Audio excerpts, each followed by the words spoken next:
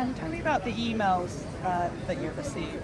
You're asking me about the threatening. Okay, so after the first day that the video came out, a lot of people were really scared because there was this ambiguity when the lady with the hat, we know her name, I'm not going to say it, where she said, "Don't shoot him, don't shoot him." After he raised his voice and said, "Don't touch her," which has now become a meme. I put the video, so it's a great meme now, the Nasty Newton meme.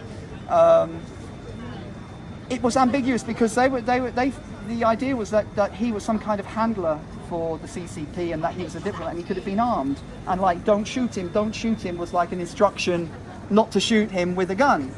Now, and like people were just absolutely freaking out. And I was slightly, I thought, what on earth? I thought I was just playing the piano. Don't shoot the piano player, as Elton John said. But it turns out, so basically for the first 2 days, I actually went into hiding. You know, I just kept low and actually lived in my van for 2 days in the countryside. And you'll see the videos in my van because I thought, what is going on? So I just got out of London and I actually laid low for 2 days until the information came out about who these people were. And they're a bunch of wusses, you know, a complete bunch of wusses. So I'm not scared now, but for the first 2 days it was really hairy and loads of people were saying to me, go on camera and say you're not feeling suicidal just in case something happens to you. But now I think it was overblown. All the information is there. The Chinese community has been fantastic, particularly on YouTube, because they've exposed who all these people are. Everybody knows what's going on. But for those first 2 days, it was pretty hairy, and I had lots of emails from people telling me to watch myself, to watch my back. I did have a few threatening emails. I've had emails threatening my life. I didn't take them seriously, but I kept very, very low for 2 days. Now I'm out and about again, nothing's happened. So I'm feeling a bit like I'm doing well. I'm feeling. I was thinking of getting a couple of bodyguards, but I don't think it's necessary. But I think that threat has passed. But yeah, it was scary, particularly with the threatening emails from some nutters. I don't know who they were from, saying that I was going to die. I'm not going to say what they said, but it was ridiculous. And I thought, so yeah. But now I think it's cool. Now I've got Winnie the Pooh, so I feel quite protected. We were wondering about Charles and what the piano symbolises. Right, this piano of course was donated by Elton John, and it symbolises, of course, artistic freedom. I mean, we've got Winnie the Pooh here. I'm going to take me Winnie the Poohs. Look at this.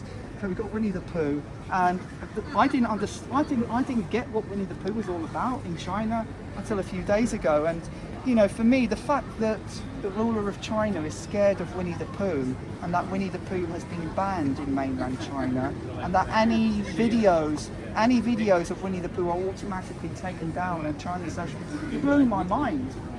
I think for me, ZZ just lost all credibility when he's scared of Winnie the Pooh. Look at him, he's a very nice, cuddly little thing. Okay, ZZ might look like him a bit, you know, yeah, all right, ZZ baby.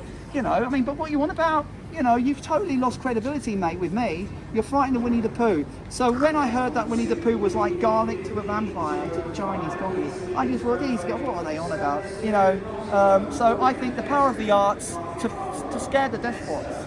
You know, how popular arts, how music, poetry, dancing and singing is a threat to those in power. And I'm really trying to bring back that rock and roll rebellious spirit into music. You know, playing music live is one of it. You know, now today, most musicians, big musicians, are more interested in getting their MBEs and their knighthoods rather than challenging, you know, what's wrong. You know, so this is a classic example of about just literally in the street musician, pianist, just playing the piano and scaring the life out of the authoritarians. So it's the arts, I think, the power of the arts to crush dictatorships. I think that's what came out for me. CC Ping. Go, go, go. Oh yeah. Oh, Winnie.